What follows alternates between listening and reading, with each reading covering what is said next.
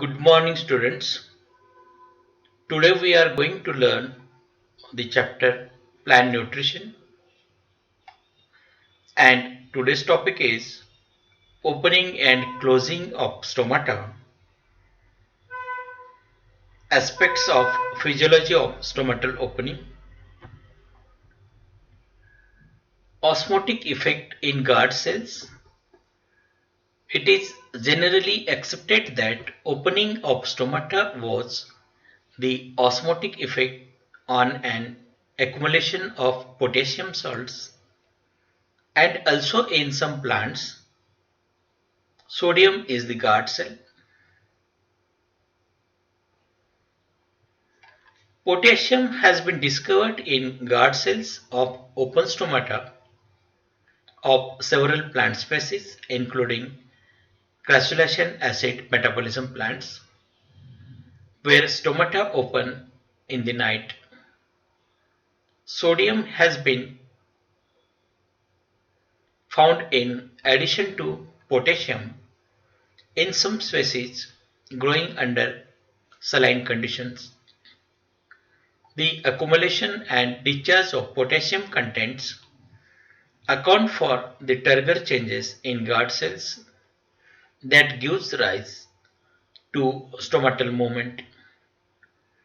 Further, potassium malate and salts of other acids of the tricarboxylic acid cycle or KCl appears to be dominating osmotic in guard cells of open stomata. Which salts dominates is dependent upon the species. Participation of chlorine ions in stomatal movements has also been demonstrated in some species. It has been suggested that guard cells obtain potassium and chlorine through the apoplast. However, malate can be produced within the guard cells. Subsidiary cells appears to be the effective reservoir of ions.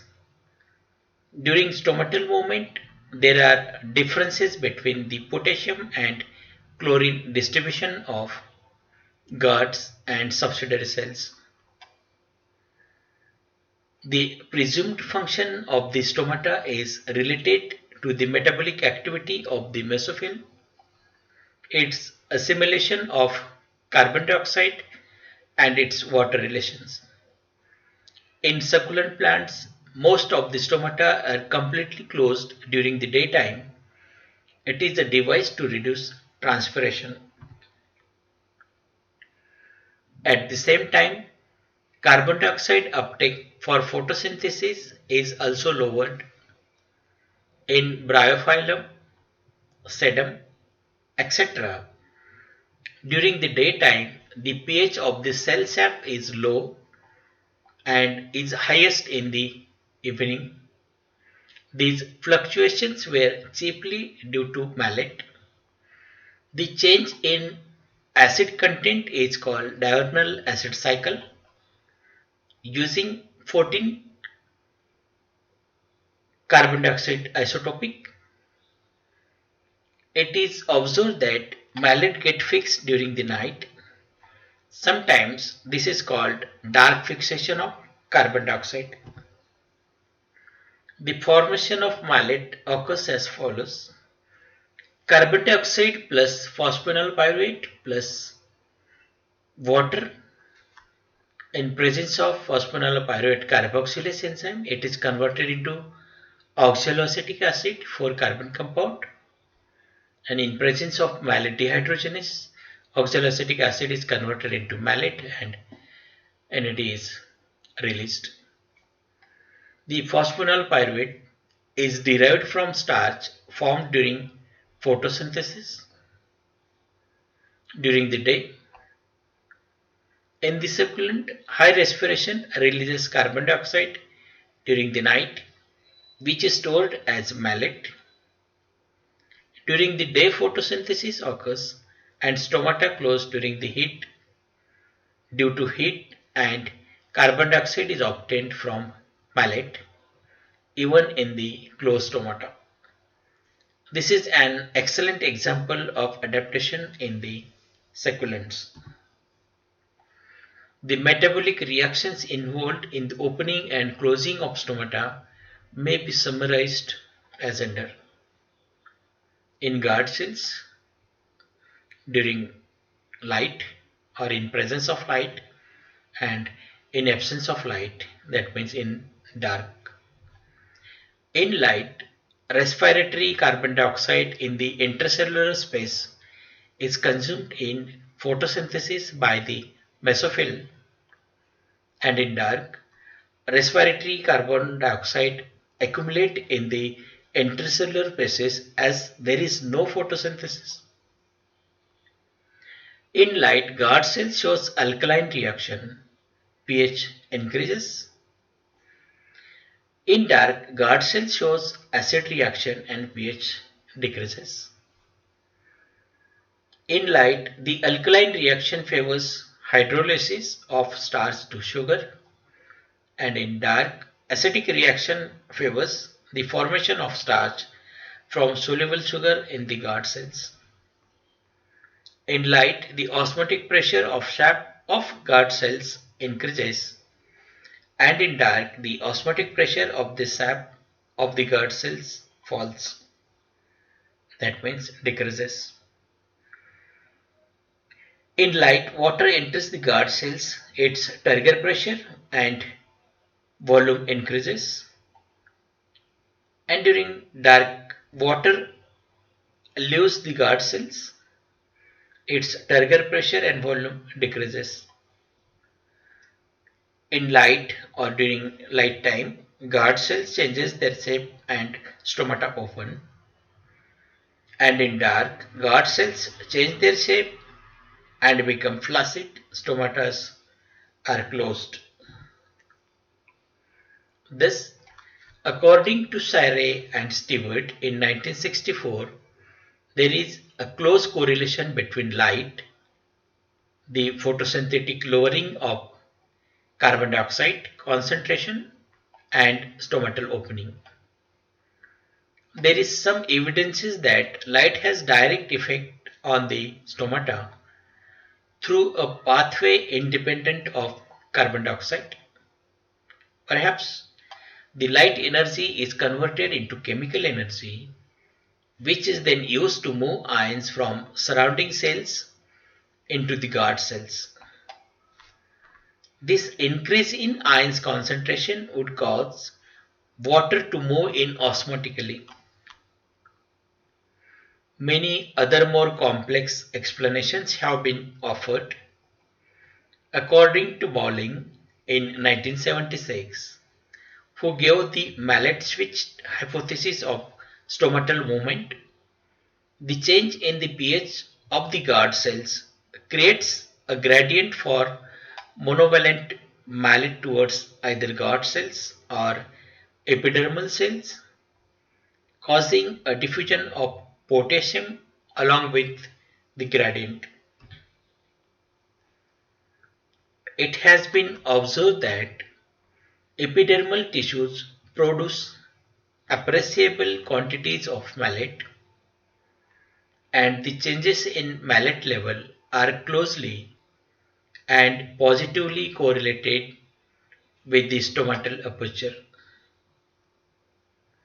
Further, it is known for certain that epidermal tissue contains highly active enzymes, not only for malate synthesis but also for malate degradation. It is therefore believed that malate production and metabolism could occur in the guard cells and was also supported by the autoradiographic studies. It is also assumed that guard cells can derive malate through phosphoenol pyruvate carboxylation. The mechanism of mid day stomatal closure. This aspect is not fully understood to date through several hypotheses have been advanced to provide suitable explanations. And these are due to the inability of the plants to absorb and replace transpired water with same rapidity. Due to an accumulation of carbon dioxide in leaf intercellular spaces, the accumulation of carbon dioxide is caused due to high cellular respiration and a decrease in photosynthesis due to high temperature. Due to a direct effect of decrease in atmospheric humidity adjacent to a leaf affecting the elasticity of guard cell wall, mid-day closure of stomata lasts for 1 to several hours and leads to an increase in leaf temperature, causing additional loss of water vapors from the leaf. Consequently, there is transient wilting of the leaf. Summary of the mechanism of guard cell movement. The driving force causing stomatal opening is called osmotic uptake of water by the guard cells and hence increase in hydrostatic pressure. This results in deformation of the opposing cells that increase the size of the opening between them. Stomatal closure follows a loss of water and the resulting decrease in hydrostatic pressure and relaxation of guard cell walls. Over the years, several mechanisms have been proposed to explain altering osmotic concentration of guard cells. Most of these viewpoints have taken the distribution of chloroplast in guard cells in view. Several traditional theories tended to take into account sugar or other ions contributing to the osmotic changes in guard cells. The number of chloroplasts per guard cells varies and in some species chloroplasts are absent. Further, the level of Robisco in the guard cells is weak and thus photosynthesis in guard cells is very low.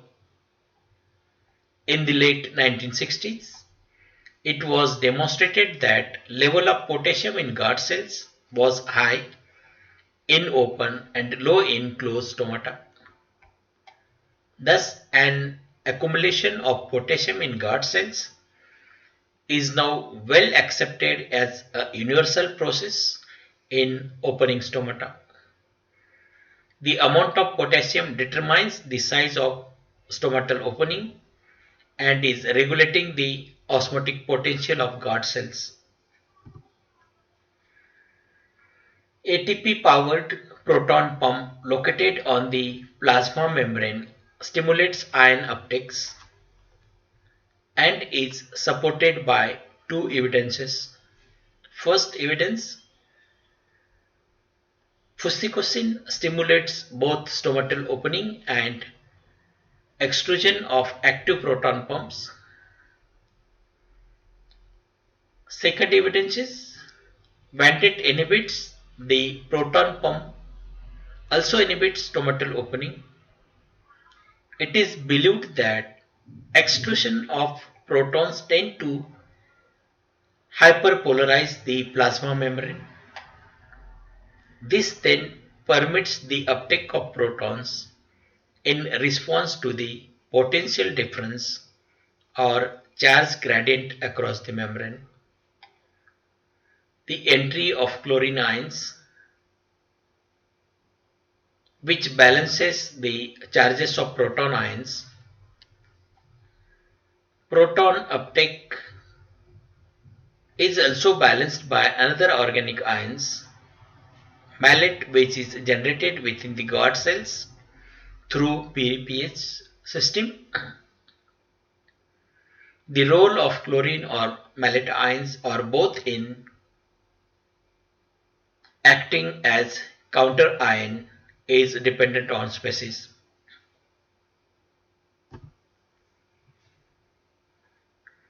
Malate so contribute towards maintaining the pH during solute accumulation. Thus, proton loss will increase cellular pH.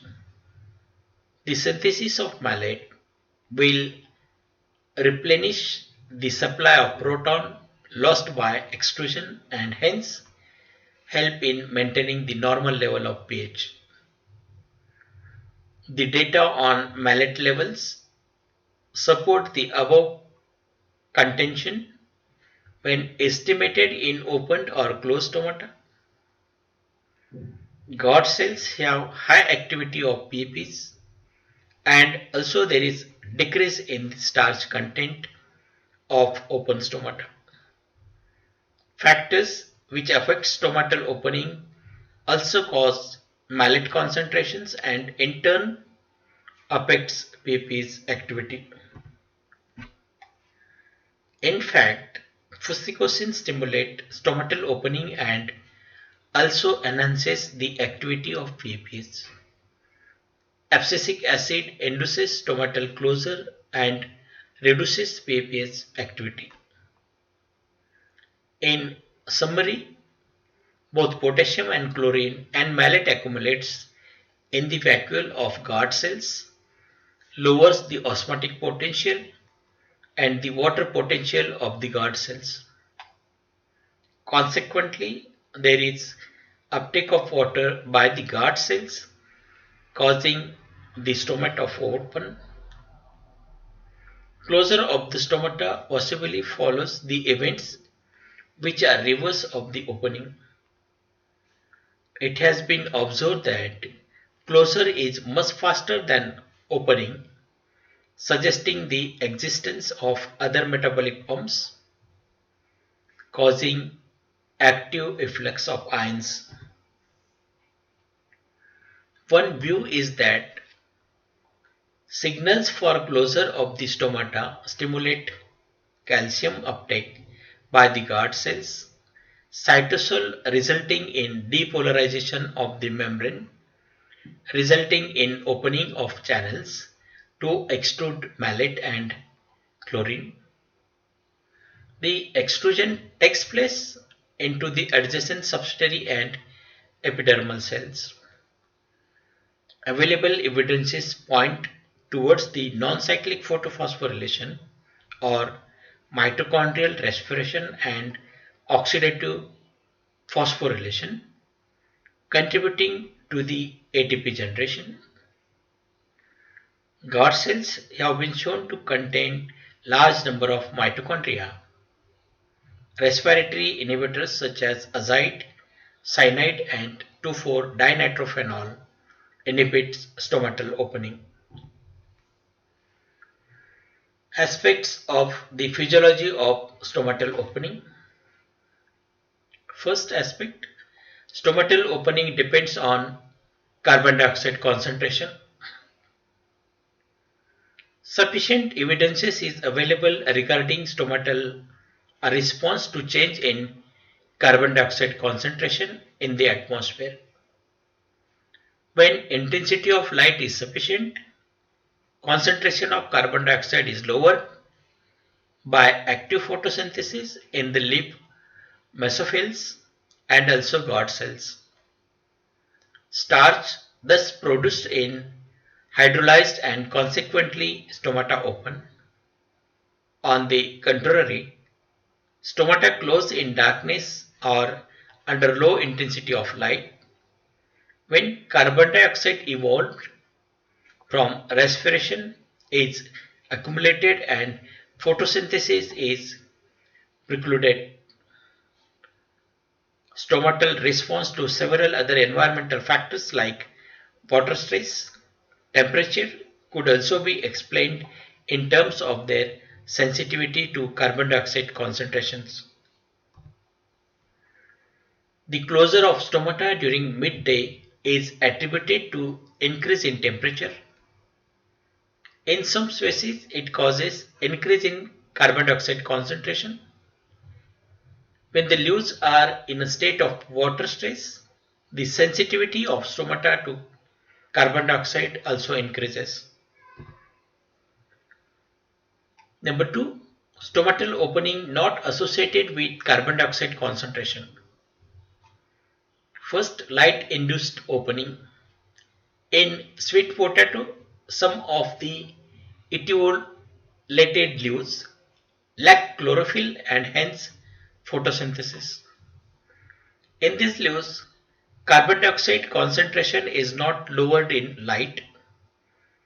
Of the different light spectra, blue light was most efficient in causing stomatal opening.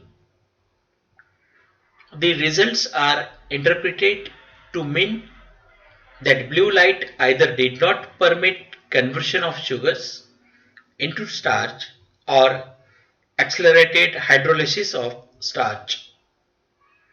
Apparently, carbon dioxide independent opening effect of blue light was similar in action to the removal of carbon dioxide in causing hydrolysis of starch.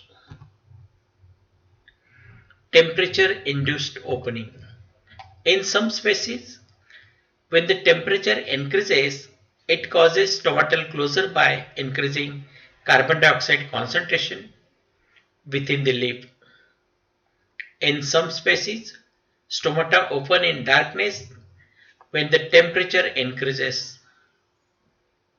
It has been observed that the relative importance of carbon dioxide induced closing and temperature induced opening differs in different species. In onion, guard cells do not contain starch, and in them the opening is enzyme controlled hydrolysis of starch. Under light, stomata open either by carbon dioxide removal or due to blue light, both causing hydrolysis of starch.